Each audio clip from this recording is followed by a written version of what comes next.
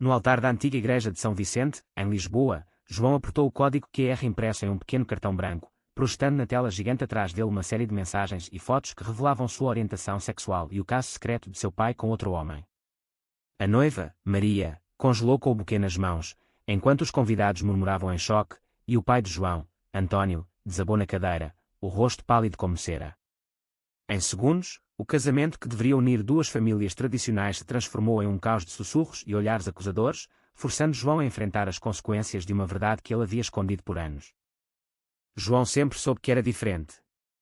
Cresceu em uma família conservadora no Porto, onde o pai, um empresário bem-sucedido na indústria vinícola, pregava valores tradicionais com a rigidez de um sermão dominical.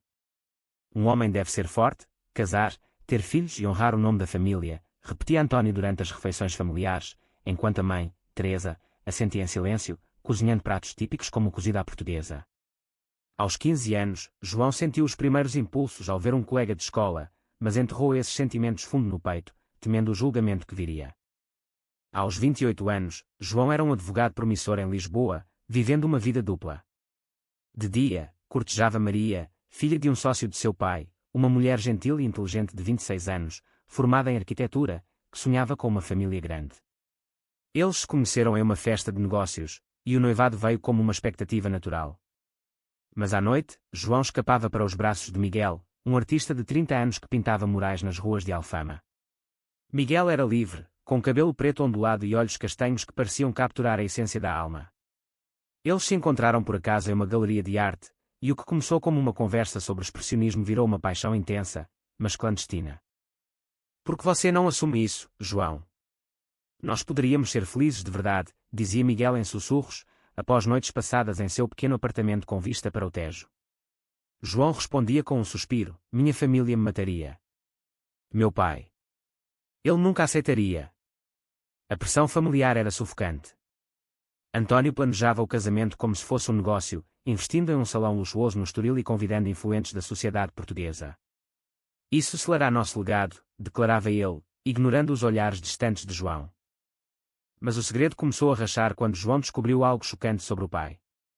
Durante uma viagem de negócios ao Porto, ele acessou o computador de António por acidente e encontrou e-mails antigos, trocados com um homem chamado Rui, um antigo amigo da universidade. As mensagens eram íntimas, cheias de saudade e arrependimento. Eu te amo, mas não posso abandonar minha família, escrevia António anos atrás. João sentiu um misto de raiva e empatia. Seu pai, o pilar da moralidade, havia vivido a mesma luta, mas escolhera a hipocrisia. Essa revelação abalou João. Ele confrontou Miguel sobre isso. Meu pai é como eu, mas ele escondeu tudo.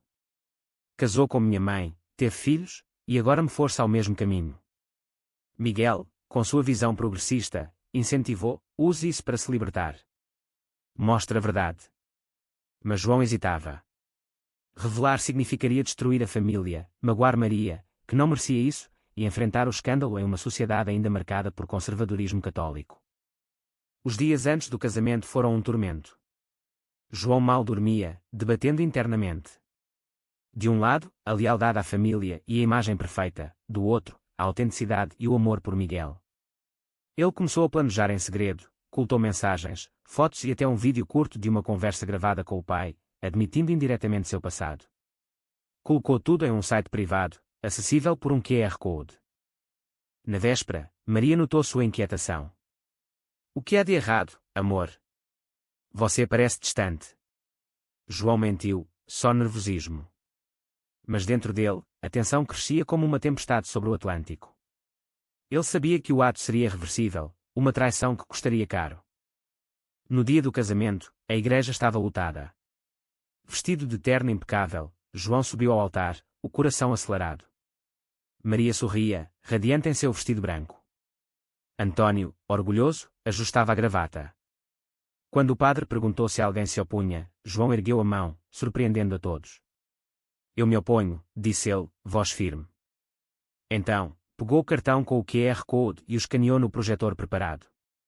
As imagens surgiram, conversas com Miguel, provas do caso de António. O silêncio caiu como uma bomba. Maria cobriu a boca, lágrimas escorrendo. António se levantou, furioso. O que é isso, João? Uma brincadeira de mau gosto. Mas os convidados já viam tudo. Murmúrios viraram exclamações. João sentiu o peso do mundo, mas também uma liberação estranha. O caos se instalou rapidamente. Convidados saíam correndo da igreja, enquanto outros ficavam paralisados, celulares em mãos gravando o escândalo. Maria, com o rosto vermelho de humilhação, virou-se para João. Como você pôde fazer isso? No nosso dia. Ela jogou o buquê no chão e saiu correndo pelo corredor, o vestido arrastando nas pedras antigas. Antônio agarrou o braço de João. Você destruiu tudo. Sua mãe. Ela não aguentará isso. Teresa, sentada na primeira fila, chorava em silêncio, o lenço apertado nas mãos.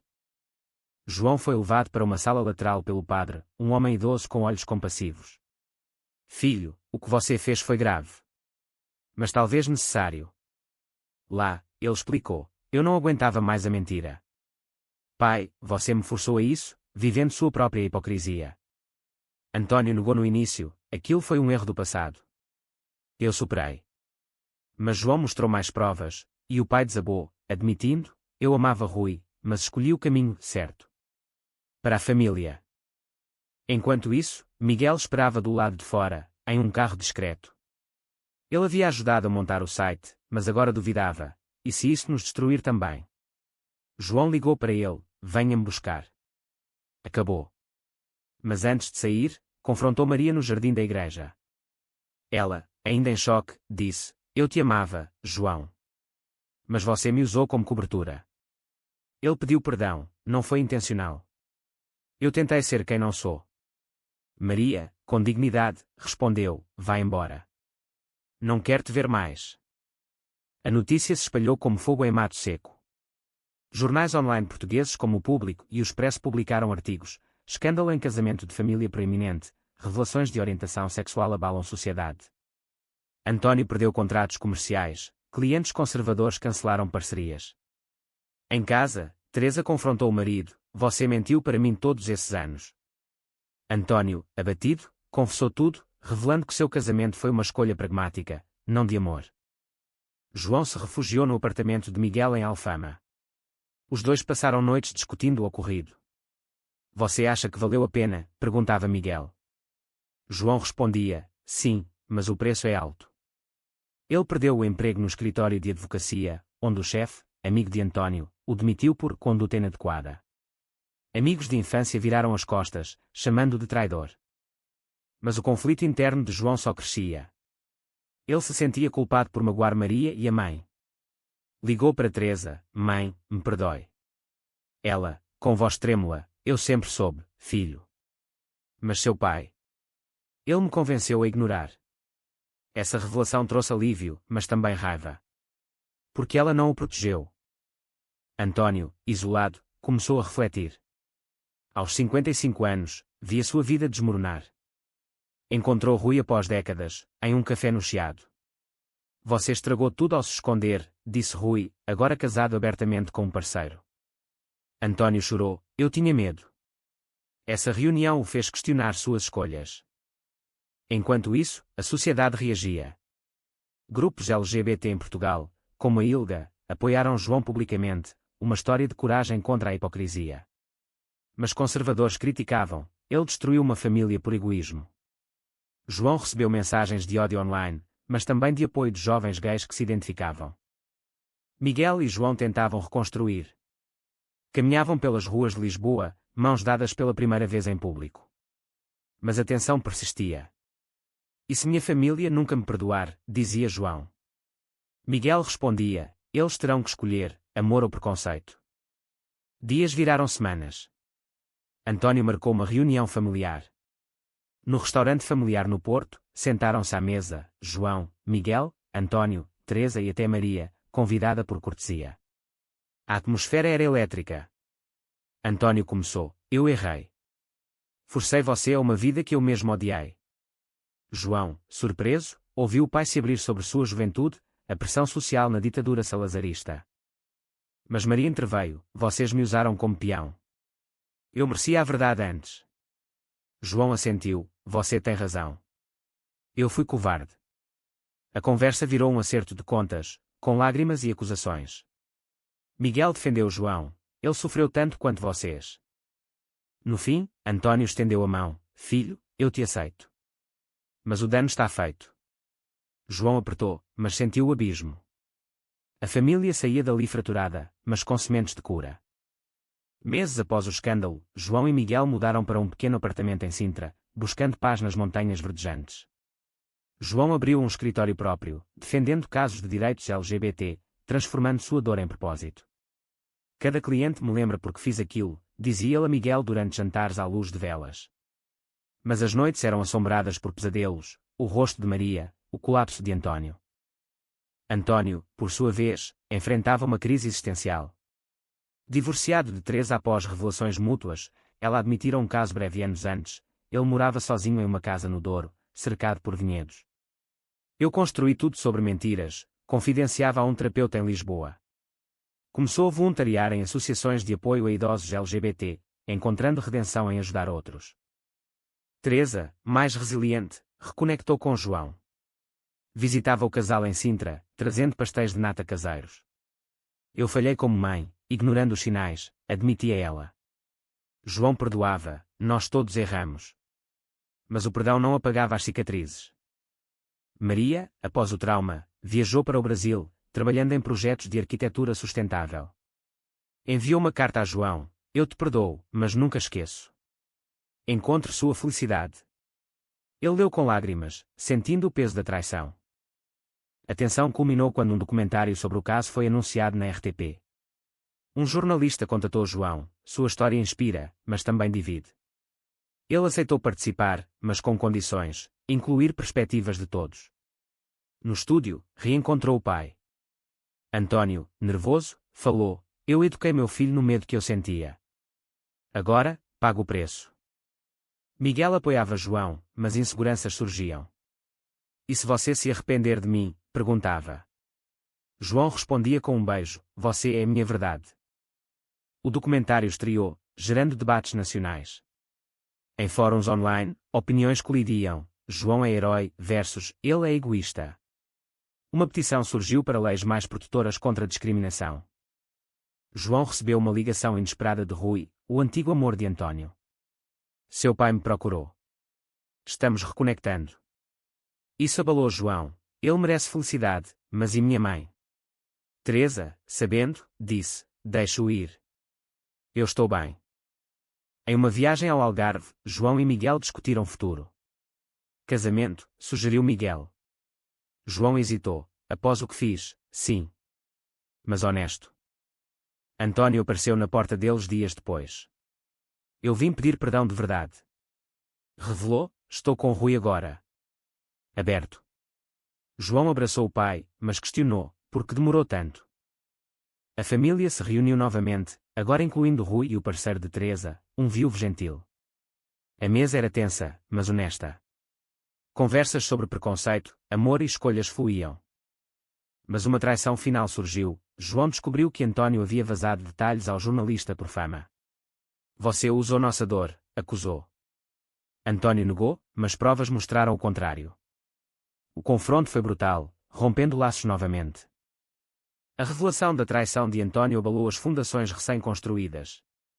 João, furioso, cortou contato: você não mudou. Só trocou uma mentira por outra.